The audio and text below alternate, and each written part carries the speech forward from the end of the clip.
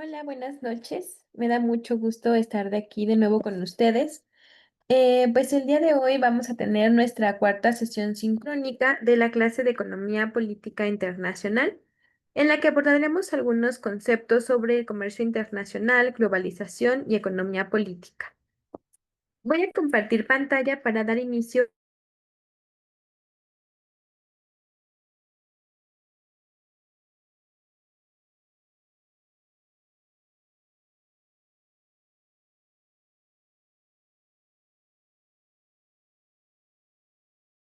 Se abordará el tema de la economía mundial, en el cual se enumera o se interrelacionan los diversos temas que ya hemos abordado en sesiones anteriores.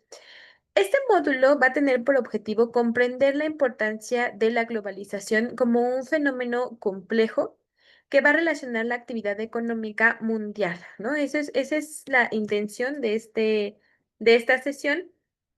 Y esto se va a determinar con diversas variables, en el que también la política económica juega un papel sumamente importante dentro de este esquema de globalización. Esto a ustedes les va a permitir hacer un análisis sobre las políticas de comercio internacional que siguen sobre todo las economías o los países, y esto les va a dar un panorama más amplio dentro de la carrera de relaciones internacionales. Así, pues durante los subtemas de este módulo, ustedes van a desarrollar una visión global de la economía y también van a comprender una importancia de la dimensión económica y política del comercio, ¿no? Así como de las finanzas.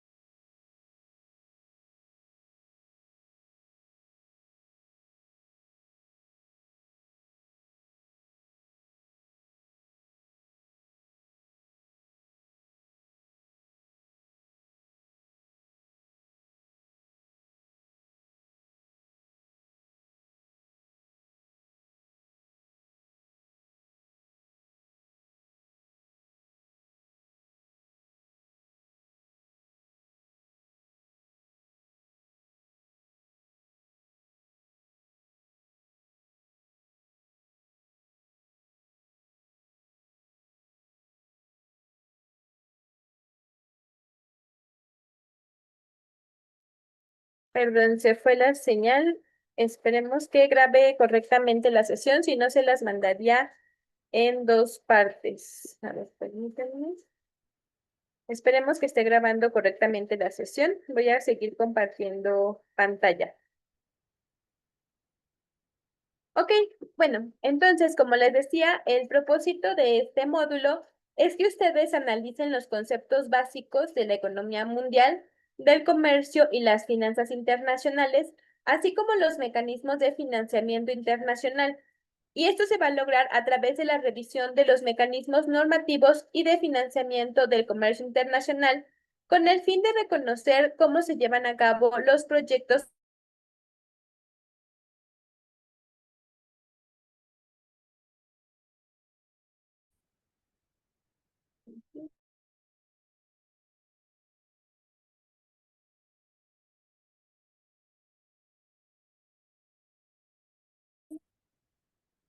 Está lloviendo un poco y se está cortando un poco el internet, pero esperemos que eso no sea un impedimento para que podamos abordar correctamente la sesión.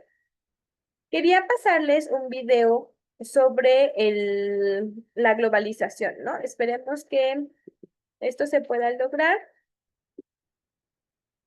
Vea, lo tengo aquí. No, esperen un momento. No. A ver, permítanme un segundo. Ok, está muy inestable esto.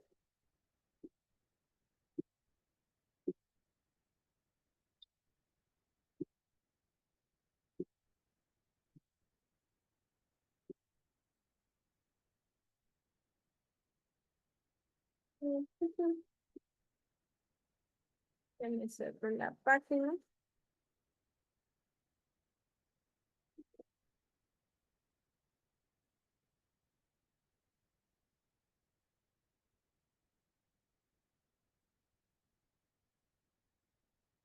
Listo.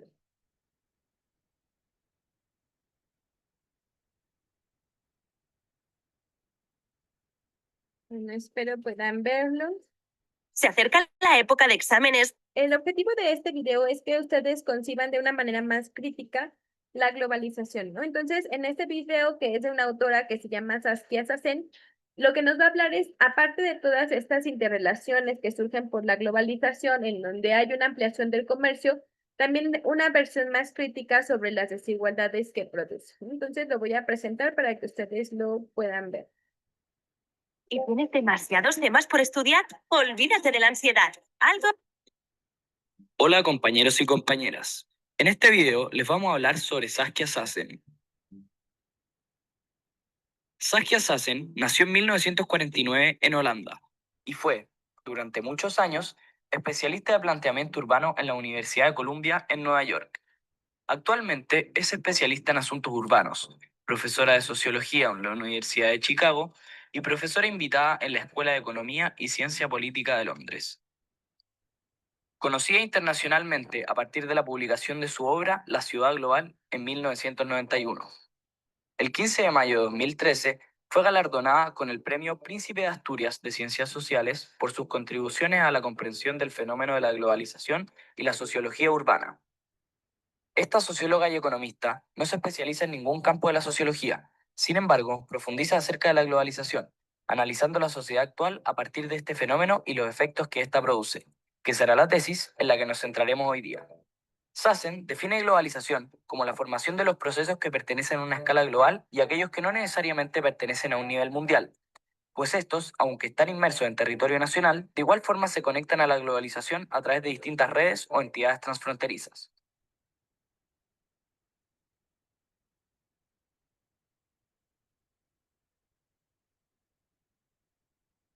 Para explicarles con un ejemplo más familiar, les vamos a hablar del sushi. Este elemento es característico de un territorio nacional específico, Japón. Sin embargo, a través de ciertos medios que traspasan fronteras, como redes sociales, televisión y mercados internacionales, este se ha globalizado, llegando a ser un elemento que está presente en diversas sociedades del mundo. Pero, ¿qué plantea Sassen a partir de esta definición? La socióloga nos habla acerca de cómo un elemento que pasa de ser nacional a global afecta en el quiebre de las fronteras nacionales, puesto que, con la globalización, el rol del Estado cambia. Ahora el Estado no se enfoca en potenciar ciertas tradiciones nacionales, sino que trata de potenciar la globalización, dando a conocer al mundo características propias de esta nación. La holandesa también establece el concepto de la ciudad global, el cual es el escenario de las prácticas de producción de la globalización. Producto del auge industrial y la migración campo-ciudad, la ciudad se convierte en centro económico. La holandesa también establece el concepto de la ciudad global, el cual es el escenario de las prácticas de producción de la globalización. Producto del auge industrial y la migración campo-ciudad, la ciudad se convierte en centro económico, cultural, social, político, etc. Distintas instituciones como organizaciones mundiales o economías transnacionales conectan estas ciudades centro, convirtiendo al mundo en una unidad.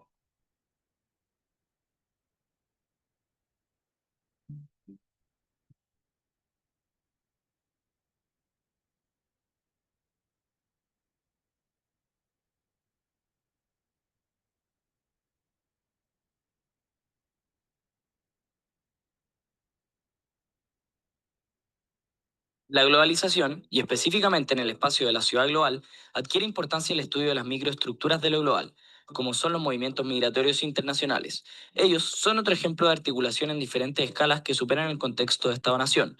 En otras palabras, las migraciones son un ejemplo más del debilitamiento de las fronteras producto de la globalización.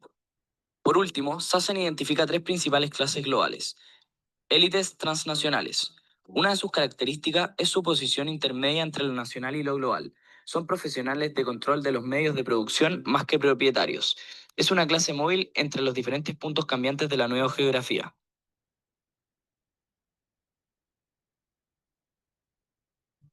Redes transnacionales de funcionarios públicos. Redes muy poderosas de funcionarios públicos a cargo de ciertas tareas fundamentales para el desarrollo de la economía global corporativa. Su trabajo se orienta a un proyecto global. Es una especie de clase burocrática global.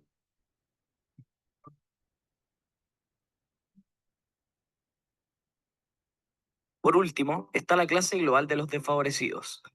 Gozan de escasa movilidad, no pertenecen a una clase transnacional hipermóvil ni a la nueva élite internacional de la sociedad civil.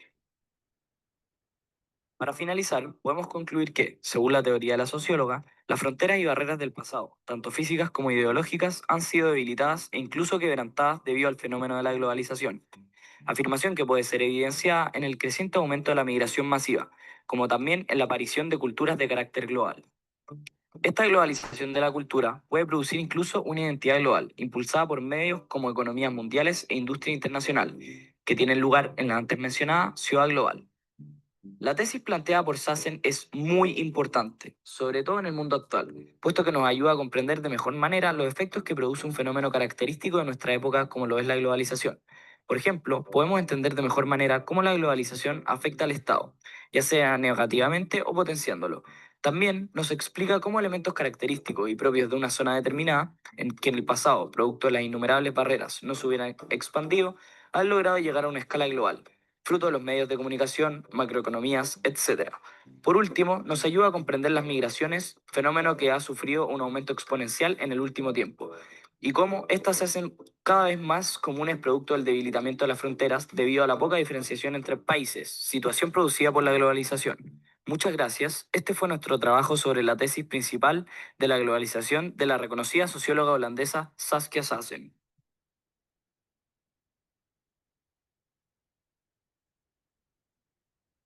Un aspecto que no fue mencionado en el video es que justo Saskia Sassen hace una crítica a el fenómeno de globalización como un agente de desigualdades, ¿no? O sea, ella habla de estas ciudades globales donde en el centro o en los centros económicos pues se genera como una centralización, ¿no? Tanto de la producción como de, por ejemplo, de la mano de obra capacitada. Y en la periferia o en las ciudades periféricas es donde se establecen los nichos de desigualdad, ¿no? Entonces, me gustaría que desde esa perspectiva crítica pudiéramos entender un poco más sobre lo que implica la globalización, ¿no? Entonces, volviendo un poco a nuestro tema, pues ya saben cuál es el incidente crítico que tiene que ver con el libre comercio y el deterioro ambiental de América del Norte. Eso me lo voy a saltar porque ya se han abordado en las sesiones pasadas. Solo voy a retomar un poco de las preguntas para que ustedes recuerden que tienen que abordarlo en sus tareas, como las medidas que ha implementado el gobierno mexicano, empresarios y organizaciones sociales para enfrentar los problemas ambientales de las zonas que fueron más afectadas por el Tratado de Libre Comercio, las dificultades y límites que representa el Tratado de Libre Comercio y el TEMEC para enfrentar estos desafíos ambientales ocasionados por el crecimiento y comercio internacional. ¿Y qué aspectos esenciales o excepciones debería considerar una reformulación de este tratado para aumentar la sustentabilidad ambiental y conservar los recursos no renovables en la región de América del Norte? Ok, entonces, bueno, empezamos ya con nuestro tema que tiene que ver con la economía mundial, ¿no? Que justo como lo aborda el texto, es una ciencia social que estudia el comportamiento económico de los seres humanos y sus consecuencias, ¿no? Entonces lo consideramos una ciencia de la cual también se ampara las relaciones internacionales. La economía mundial es un conjunto de economías de todos los países de la Tierra, ¿no? Por su parte, la economía de un país en términos generales es el conjunto de actividades económicas que realiza la población, ¿no? Que va desde comercio, el intercambio de bienes y servicios, etcétera, ¿no? La economía de un país se puede medir de diferentes formas, pero las más comunes tienen que ver con el Producto Interno Bruto, que es el conjunto de bienes y servicios, como lo abordamos en sesiones pasadas, y el Producto Interno Bruto per cápita, que es justo todo este recurso dividido entre el número de habitantes en el país.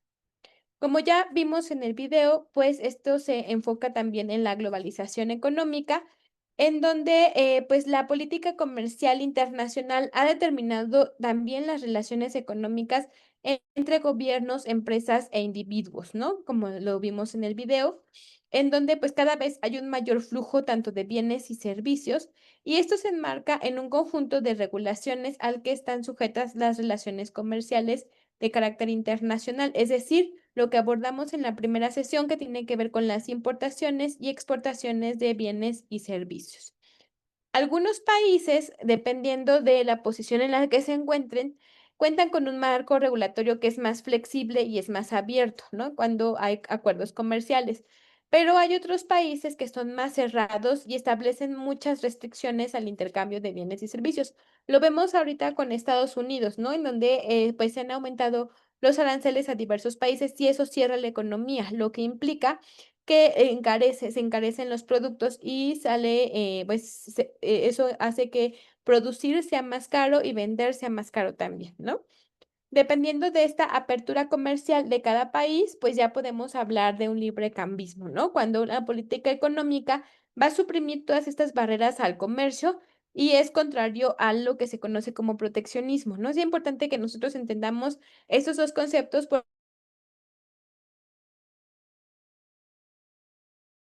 cerradas que van a aumentar aranceles para, beneficiar a su economía a nivel interno, ¿no? O sea, lo que hace es dar prioridad a la producción de mercancías, a la producción al interior, más que a la importación, por ejemplo, ¿no? Y en el caso del librecambismo, lo que, es lo que ya veníamos arrastrando de sesiones pasadas, que se enfocan más en el dejar hacer, dejar pasar, ¿no?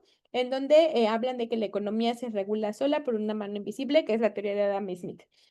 Pero que a lo largo de los años ha evolucionado para, encontrar, ¿no? Como este equilibrio. Por ejemplo, con Keynes lo vimos en la escuela de Chicago, que, pues, surge también el neoliberalismo, en donde sí hay una intervención estatal, en donde también se protege a las propias empresas y se rescata a la economía cuando está en crisis, ¿no? A lo largo de la historia, pues, ha habido diferentes posturas, pero las que han prevalecido hasta hoy en día es la filosofía económica del libre comercio, que en últimas décadas fue estimulada por la globalización y el modelo neoliberal, y esto se regula por convenios internacionales, acuerdos de libre comercio, convenios bilaterales, etcétera, ¿no? Aquí hay algunos videos que ustedes pueden consultar. El primero les va a dar un panorama general sobre la globalización, que ustedes, pero yo les invitaría a que no se queden únicamente con esto, sino que consulten otros autores. Por ejemplo, Noam Chomsky también aborda el tema de la globalización y lo hace desde una perspectiva bastante crítica, o Saskia Sassen, que es la autora que ya les presenté, ¿no? Y entre otros, por ejemplo, la teoría de la dependencia, etcétera, ¿no? Entonces, pues continuando, tenemos que entender también lo que es un acuerdo comercial, ¿no? Y esto va a ser un acuerdo jurídico, un documento que van a firmar entre estados, ¿no? En donde se va a establecer la eliminación de estas barreras comerciales, ¿no? O sea, es decir, tiende más al libre comercio, ¿no? En donde, pues se va a establecer las áreas en las cuales se van a delimitar cuáles son estas barreras o no barreras, buscando una mayor armonización entre las economías, ¿no? Estas uniones aduaneras implican un acuerdo de libre comercio, pero también incluye el establecimiento de un arancel externo, ¿no?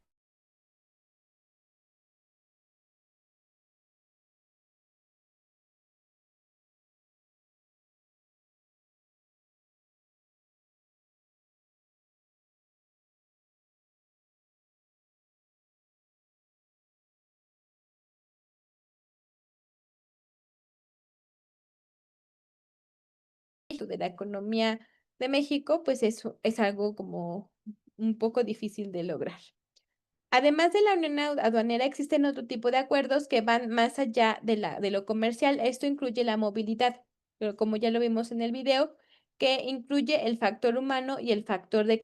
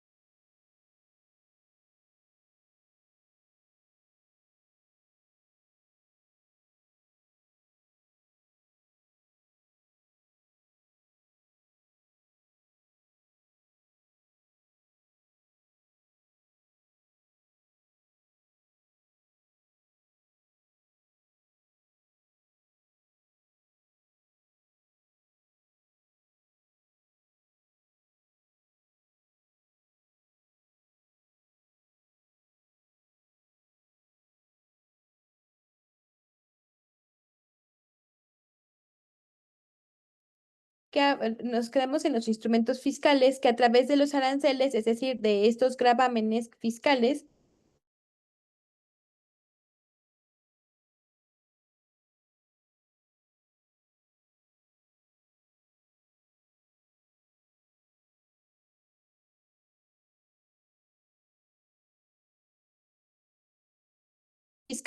una desgravación fiscal, lo que va a fomentar la expansión de las exportaciones mediante la reducción de los impuestos interiores que gravan los bienes y servicios que se destinan al exterior. No sé si queda claro, ¿no? Pero para ahondar en ello podemos buscar algún videíto. A ver, dejar de compartir para que ustedes puedan entenderlo mejor.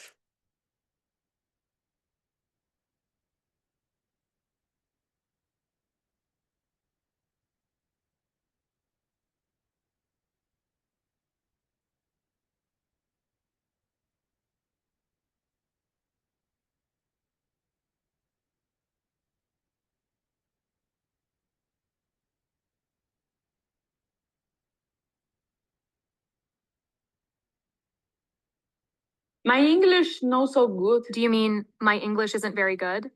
Yes, I am sorry. En este video vamos a ver qué es la política monetaria y los instrumentos que utiliza un banco central para influir sobre la oferta de dinero en un país. La política monetaria es un conjunto de acciones orientado a modificar la cantidad de dinero que se encuentra disponible en un país. La autoridad monetaria, que por lo general es un banco central, utiliza básicamente los siguientes instrumentos para controlar la oferta de dinero: la tasa de descuento, el encaje bancario o coeficiente de caja y las operaciones de mercado abierto. Antes de explicar el funcionamiento del primer instrumento, definamos un concepto: las reservas. Son cantidades mínimas de dinero que los bancos comerciales deben dejar guardadas en sus cuentas sin utilizarlas. Son una especie de respaldo que tienen los ahorradores en caso de solicitar sus ahorros. Retomando, el primer instrumento es la tasa de descuento. Es una tasa de interés sobre los préstamos que un banco central otorga a los bancos comerciales. Estos piden préstamos ya sea porque no tienen reservas suficientes o porque tienen problemas de liquidez.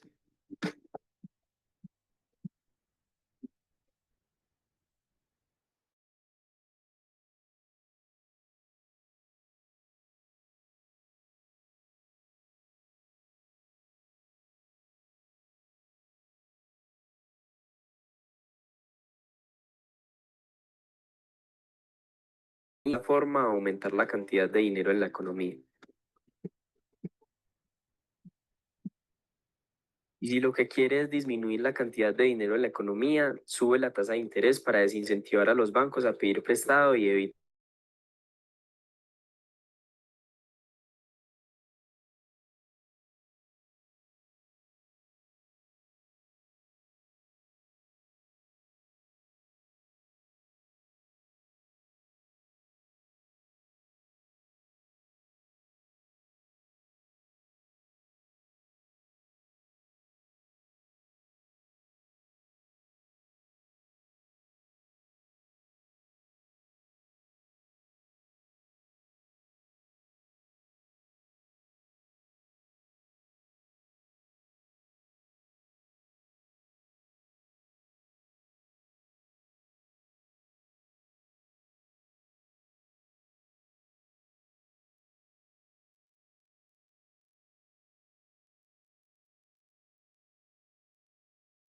Bueno, entonces ya abordamos esta parte de los instrumentos fiscales en donde justo abordan estas barreras, ¿no?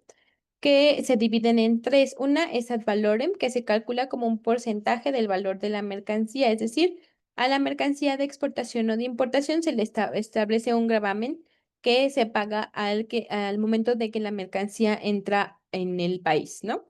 Es el específico que se establece en función de la cantidad del bien importado, es decir, eh,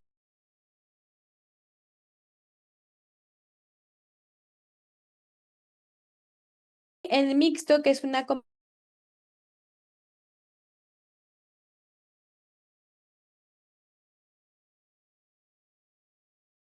países como son las partes financieras, ¿no? Y a través de este tipo de cambio, los cuales se llevan a cabo a través de la reducción o devaluación y en la revaluación del valor de moneda nacional en relación con las monedas de otros países. Por ejemplo, una devaluación de una moneda abarata el costo de las exportaciones y lo que hace es que encarece las importaciones.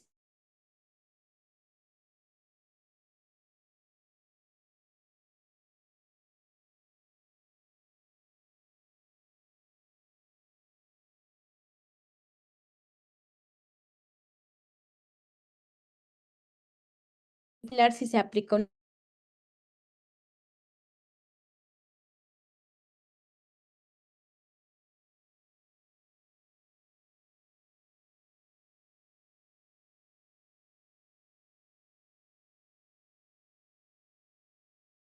arancel sobre las importaciones. Es muy importante que no son arancelarias, ¿no? Y esto a mecanismos jurídico-administrativos, es decir, no son impositivas.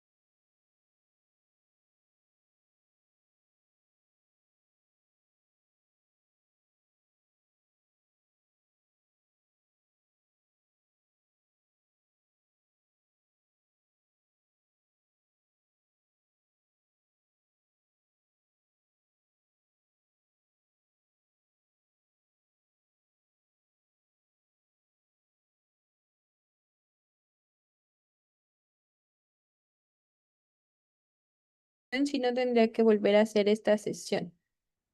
Esperemos que sí se logre, ¿vale?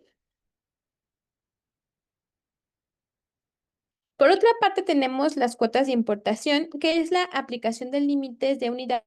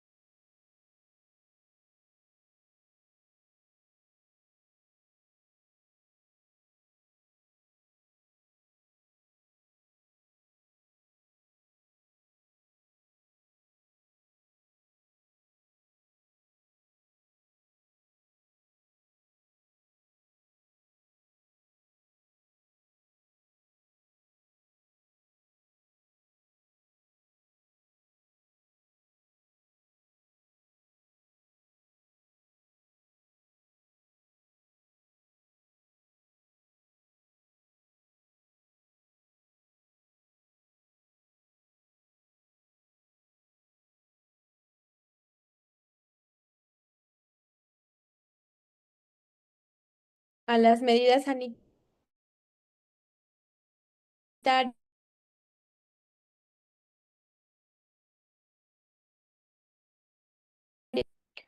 Por otra parte, tenemos lo que es el sistema financiero internacional, que es el conjunto de instituciones públicas, ya sea como bancos centrales u organizaciones internacionales públicas, como las secretarías de Economía, entre otras, y también las instituciones privadas como los bancos, las compañías inmobiliarias, compañías de seguros, entre otras, que proporcionan medios de financiamiento a la economía internacional para desarrollo de su.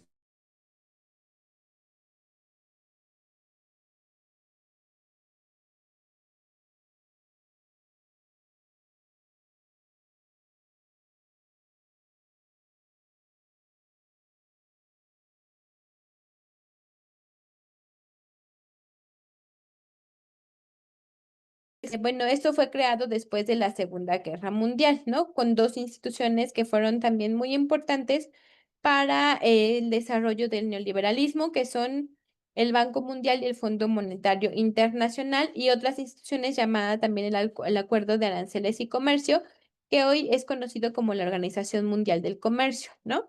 pero que cumplen la misma estructura.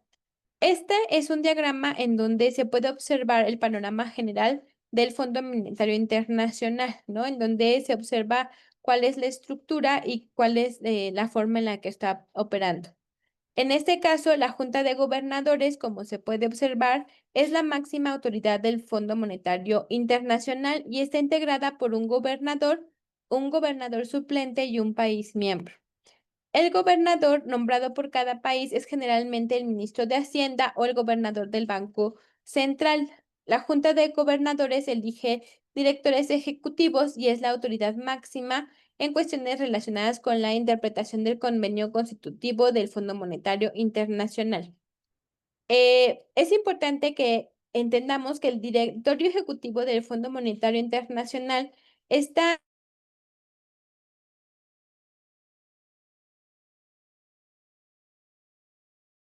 que le delega la Junta de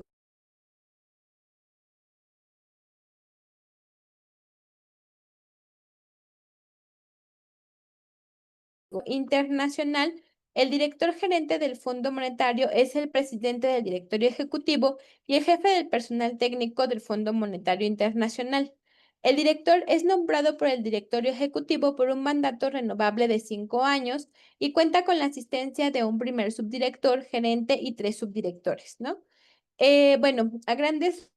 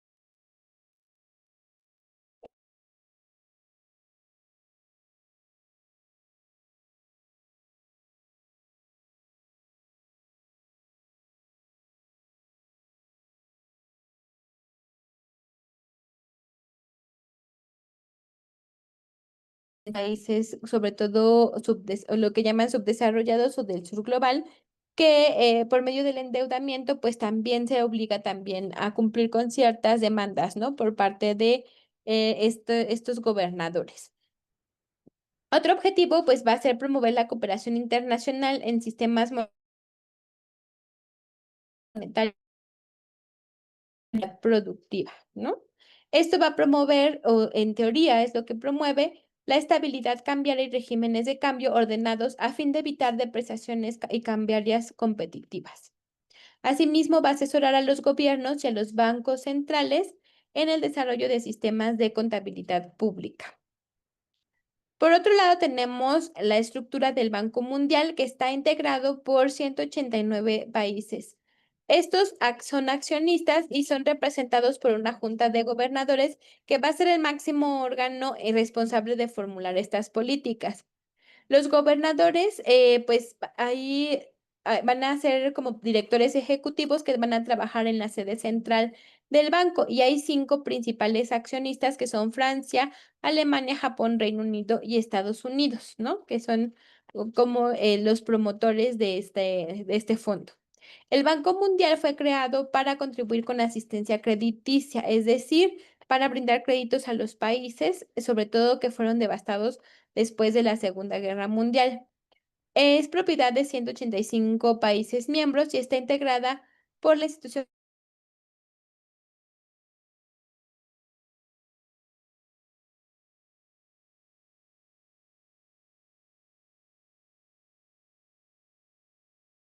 importante de asistencia financiera y técnica para los países en desarrollo de todo el mundo. Y no es propiamente un banco en el sentido que le damos de sentido corriente, sino que cada institución tiene una función diferente para alcanzar la misión de reducir la pobreza en el mundo y mejorar los niveles de vida. Aquí podemos encontrar un poco más sobre los acuerdos de Bretton Woods, que fueron los que dan por resultado la aparición de estos instrumentos internacionales, ¿no? Ahora vamos con las instituciones comerciales e internacionales, en donde pues la principal institución donde se establecen las reglas del sistema multilateral del comercio, pues es la Organización Mundial del Comercio. Esta fue creada por el Acuerdo de Marrakech tras la Ronda de Uruguay, que fue heredera del Acuerdo General sobre Aranceles Aduaneros y Comercio, que fue el GATT, General Agreement on Tariffs and Trade. Desde 1995, la Organización Mundial de Comercio, como institución permanente, trabaja por defender un sistema multilateral de comercio de que sea cada vez más libre y transparente, ¿no? Esto en teoría, porque como sabemos, pues también estos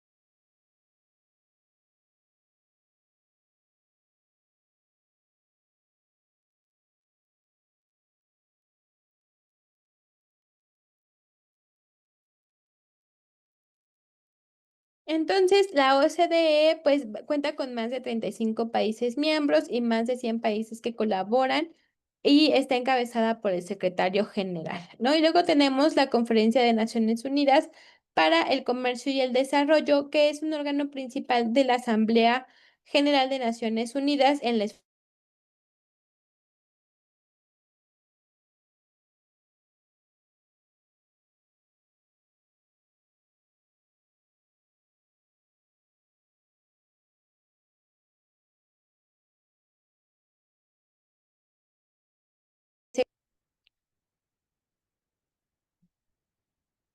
También tenemos lo que es el grupo de los G20, que es uno de los principales foros de cooperación política y económica del mundo.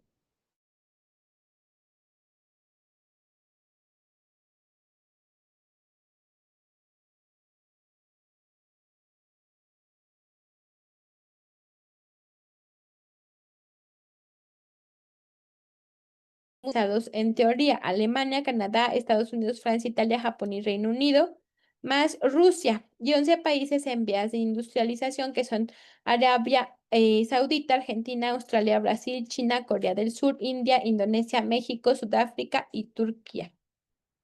El G20 surge en 1999 y tiene por objetivo celebrar debates de alto nivel sobre cuestiones de carácter macrofinanciero, ¿no? Entonces, las reuniones se celebran a nivel de ministros de Economía y Finanzas de los gobernadores de los bancos centrales. Este grupo de trabajo de comercio e inversiones es el órgano de carácter técnico en el que se negocian estos temas de inversión y se reúne 3 o 4 veces al año. Bueno, ahora vamos a abordar dos conceptos que son de suma importancia, que es el norte y el sur globales, que a diferencia de entre las regiones del mundo no es una preocupación nueva, ya que en la década de 1970 se habló de esta disparidad entre los países del norte y del sur global, que evidenciaron las consecuencias del colonialismo en países como África, América Latina y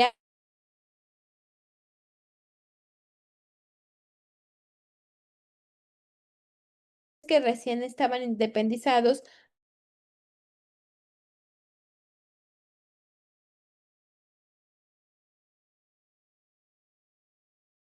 Igualdad económica que impedía una movilidad social, la equidad social, la igualdad política y el crecimiento económico, ¿no? Desde entonces, los contrastes entre un norte que se concibe como desarrollado próspero y un sur que se concibe como subdesarrollado y pobre se han incrementado pese a las instituciones internacionales que prestan ayuda financiera, ¿no? Em, Esto también, la historia se repite una y otra vez cada cierto tiempo y algunos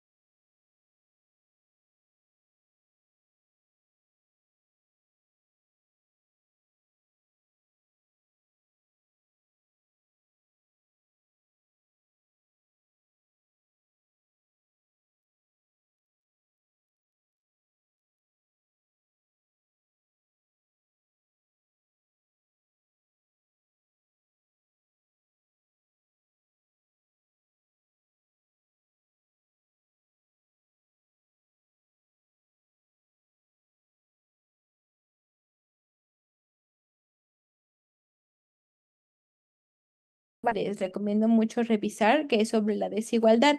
Los más ricos del mundo, que es una especie de plutocracia, poseen ingresos que son impensables para el 80% de la población mundial, ¿no? Y aquí encontramos algunos de estos más ricos, que está Jeff Bezos, que es propietario de Amazon, Bill Gates, que es propietario de Microsoft, Bernard Arnold, Warren Buffett, Amancio Ortega, Larry Ellison, Mark Zuckerberg de Facebook, Jim Walton de Walmart, Steven Ballmer y Alice Walton. Un dato escandaloso está dado por la siguiente emoción. Si Jeff Bezos fuera invadido por un espíritu filantrópico extremo y entregara la mitad de su fortuna para repartir equitativamente entre los 6.000 millones de personas del mundo, todas las personas del mundo serían millonarias. Entre este grupo de multimillonarios tenemos que solo son empresarios, el 90% de hombres, solo hay una mujer, todos son blancos y el 80% son estadounidenses, solo hay un español y un francés.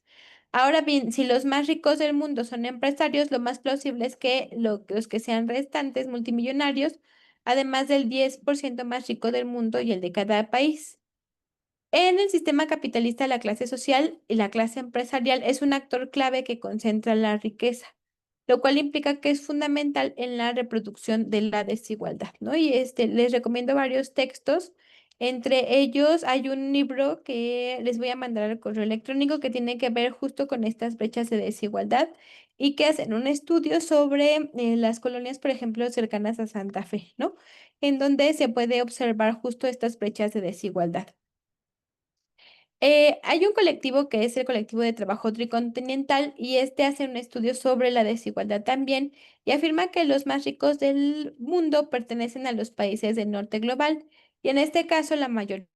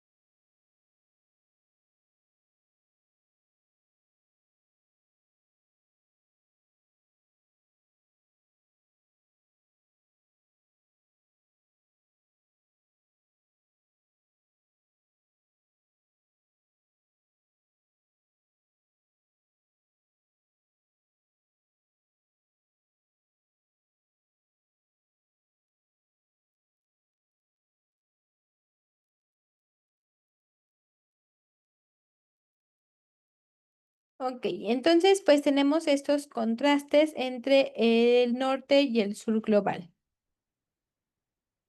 Aquí ya vamos a cerrar el módulo en donde pues hemos llegado al final y abordamos a grandes rasgos algunos temas como la política comercial internacional, el librecambismo y el proteccionismo, las barreras arancelarias y no arancelarias, los acuerdos de libre comercio, las uniones aduanales y los comerciales, el sistema financiero internacional, el FMI, el Banco Mundial, así como la Organización Mundial de Comercio, la OCDE y la UNCTAD, el Grupo de los 20, el financiamiento internacional del comercio, el sistema SWIFT y las desigualdades entre el norte y sur que son globales. Esperemos que estos aprendizajes les ayuden a comprender la forma en que se ha estudiado la realidad económica y política a nivel internacional y les permita entender las problemáticas como el crecimiento y el desarrollo económico, así como el desempleo, la inflación, la economía del mercado y el papel del Estado en la economía internacional.